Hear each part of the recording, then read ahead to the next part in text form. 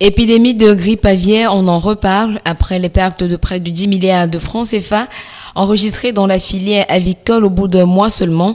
Les ministères de la Santé et de l'Élevage ont révélé qu'une centaine de Camerounais sont passés en observation sanitaire pour subir des examens au Centre Pasteur du Cameroun. Selon les deux ministères, il s'agirait des agents du ministère de l'Élevage, des Pêches et des Industries animales envoyés sur le terrain dans les principaux foyers où sévit l'épidémie. Seulement, le ministre de la Santé, André Mamafouda, rassure de ce que ces 474 agents ont tous présenté des résultats d'examen négatifs, preuve que toutes les dispositions ont été prises pour veiller non seulement à la sécurité des exploitations encore saines, mais aussi à celle des agents commis au déparasitage des consommateurs pour circonscrire au mieux cette épidémie. Lutte contre la vente des faux médicaments en Afrique centrale. Les ministres de la Santé des pays membres de la CEMAC ont ouvert une conférence le 21 juin sous le thème « Enjeux de la lutte contre les faux médicaments et leur vente illicite en Afrique centrale ». Rencontre motivée par les statistiques alarmantes des ravages de la vente illicite des médicaments. Mais au-delà de cet aspect social, il est important de noter que le commerce des médicaments falsifiés ou faussement étiquetés constitue un triple crime. Crime de sang, crime économique et crime contre les efforts de la science. Sur le plan économique, le trafic de faux médicaments génère des revenus de 20 à 45 fois supérieur à celui de la drogue avec les mécanismes de répression moins contraignants.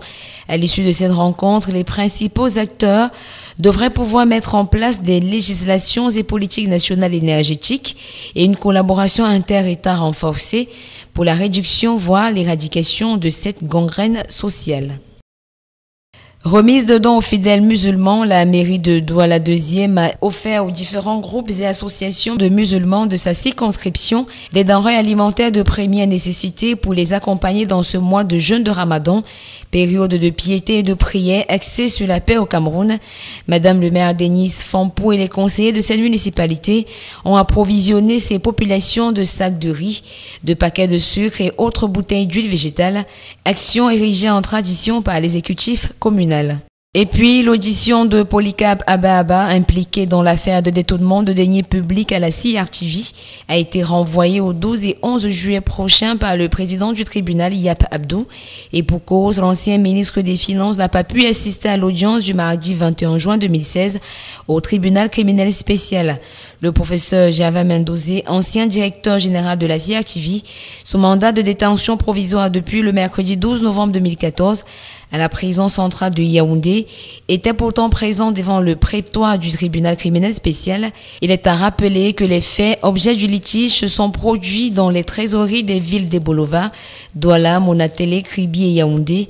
Au cours des années 2004 à 2005, le mode opératoire était adossé au gonflement de la redevance audiovisuelle collectée dans CRC des finances au profit de la CRTV. Les débats ouverts depuis le jeudi 14 janvier 2015 se poursuivent encore aux fins d'établir les responsabilités.